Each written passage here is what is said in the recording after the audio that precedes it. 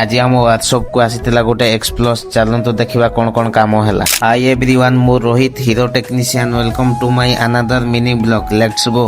आज आम शोरूम को आसीथिला गोटे एक्स प्लस गाड़ी किलोमीटर हो जाइथिला, तेणु आज यार सर्विसिंग करिवार थिला।